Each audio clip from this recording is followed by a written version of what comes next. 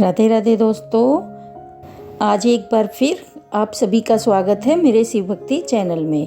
आज मैं आपके लिए कहानी लेकर के आई हूँ राधा कृष्ण और कंजूस औरत। हरिपुर गांव में एक चंदू नाम का दूध वाला अपनी पत्नी शांति और बेटी सुनैना के साथ रहता था। शांति स्वभाव से बहुत ही कंजूस थी। वो कभी भी किसी को 1 रुपया भी दान में नहीं देती थी। ओ सुनैना, ये दूध का भरा गिलास किसे देने जा रही है? माँ, वो एक बूढ़ी अम्मा दरवाजे पर खड़ी हैं। उन्हें बहुत भूख लगी है। माँ, हमारे पास तो बहुत सारा दूध है। मैंने सोचा थोड़ा सा दूध अम्मा को दे दूं। बड़ी आई गरीबों में फालतू का दूध बांटने वाली। ला इधर ला, ला इधर ला ये गिलास, ला इधर ला ये दूध का गिलास। पता है कितना महंगा दूध है ये? पाव भर दूध ऐसे ही दे दो।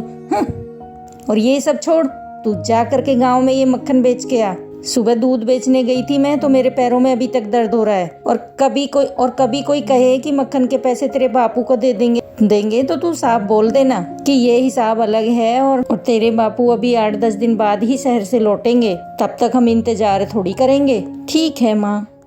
सुनैना मक्खन बेचने चली जाती है। मक्खन ले लो मक्खन, ताजा ताजा मक्खन, मक्खन ले लो मक्खन। अरे सुनैना बेटी, आज तू मक्खन बेचने आई है? सुबह दूध शांति दे गई थी। तेरे बापू घर पर नहीं है क्या? हाँ काकी, बापू कुछ दिनों के लिए शहर गए हैं। माँ सुबह दूध बेचने आई थी, पर उनके पैरों में दर्द था, इसलिए अब मैं मक्खन बेचने निकली हूँ। अच्छा, ला 1 किलो मक्खन कर दे। और फिर इसी तरह सुनैना गाँव में मक्खन बेचकर घर वापस लौटी।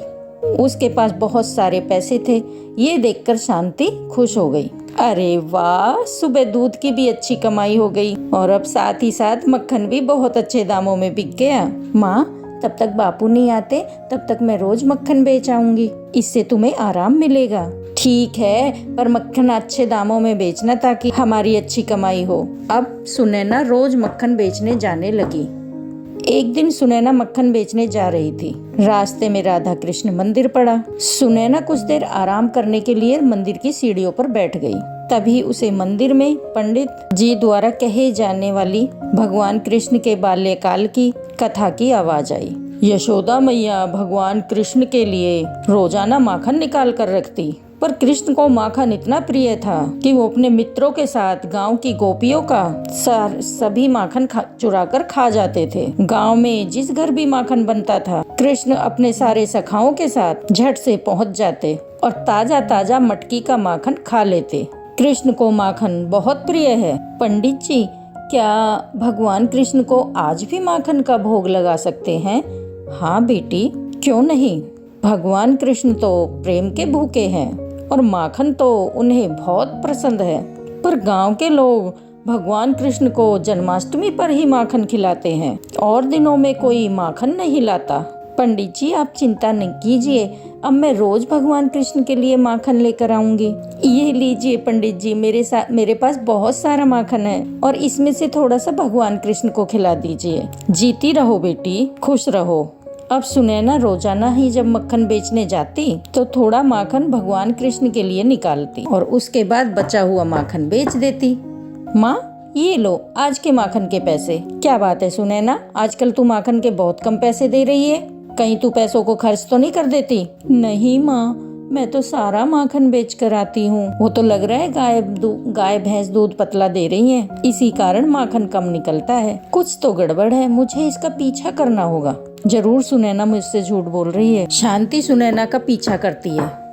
सुनैना मंदिर के आगे जैसे ही रुकती है, शांति तभी उसका हाथ पकड़ लेती है। ये तू मंदिर में कहाँ जा रही है? मैं तुझे माखन बेचने के लिए भेजती हूँ या खेलने के लिए? चल, अब से मैं भी तेरे साथ माखन बेचने जाया करूंगी। अकेले तू इधर उधर खेलती रहती है। अब क्या करूं, माँ तो मेरे साथ है।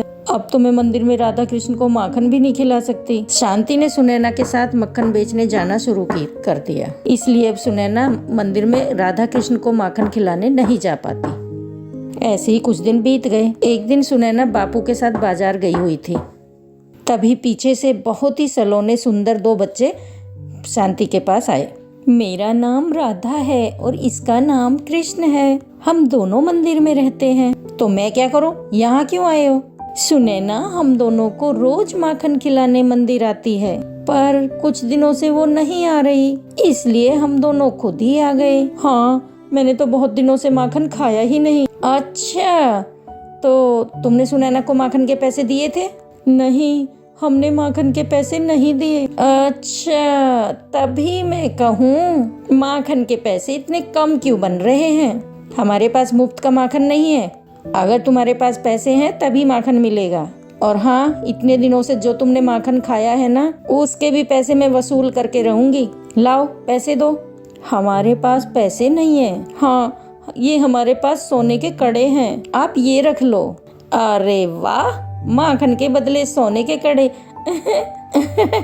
ये तो सोने पर सुहागा वाली बात हो गई। हाँ हाँ, मैं तुम्हें अभी माखन देती हूँ। शांति की खुशी का ठिकाना नहीं था। थोड़े से माखन के बदले उसे वजनदार चमकते हुए सोने के कड़े मिल गए। कुछ देर बाद चंदू और सुनैना वापस लौटते हैं। शांति उन्हें सोने के कड़े दिखाती है। वो कड़े देखकर सुनैना चौंक जाती है। माँ, ये तो राधा कृष्ण के हाथों के कड़े हैं। मंदिर में जो उनकी मूर्ति है उसमें राधा कृष्ण ने ये कड़े पहने हुए हैं। तुमने ये क्या कर दिया माँ?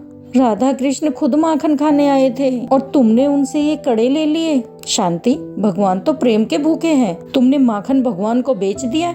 इतनी कंजूसी और इतना लालच अच्छी बात नहीं शांति। तुमने भगवान से भी कंजूसी करनी नहीं छोड़ी।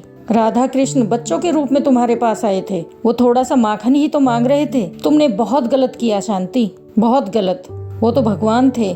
किसी साधारण बच्चे के साथ भी तुम्हें ऐसा व्यवहार नहीं करना चाहिए। बच्चे भी भगवान का रूप होते हैं। मैंने ये क्या कर दिया? मैंने राधा कृष्ण को माखन बेच दिया, जबकि मैं जानती थी कि सोने के कड़े के दाम ज्यादा हैं। मैंने उन्हें साधारण बच्चे समझकर लूट लिया। हे भगवान, मुझे क्षमा कर दो, मुझसे बहुत बड़ा पाप हो गया। सुनैना, सुनैना, चल बेटी, तू मुझे मंदिर ले चल। मैं राधा कृष्ण से क्षमा मांगकर उनके हाथों में खुद ये कड़े पहनाऊंगी। शांति सुनैना और चंदू के साथ राधा कृष्ण के मंदिर में जाती है। वो देखती है राधा कृष्ण के हाथ खाली हैं, उनके हाथों में कड़े नहीं हैं। उसकी आंखों से आंसू छलकने लगते हैं। वो रोती रोती राधा कृष्ण के हाथों में कड़े पहनाती है।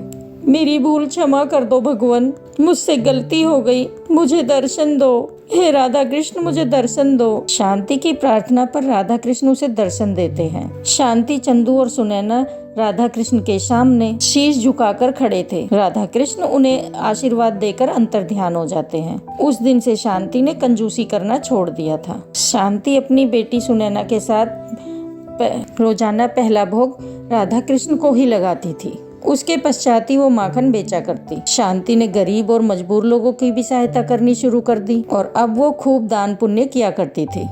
दोस्तों, अगर आपको कहानी अच्छी लगी तो कमेंट बॉक्स में राधे राधे जरूर लिखना और चैनल पर नए हैं तो चैनल को सब्सक्राइब कर लेना और लाइक करना और अपने दोस्तों के साथ शेयर करना बिल्कुल नहीं भूलना।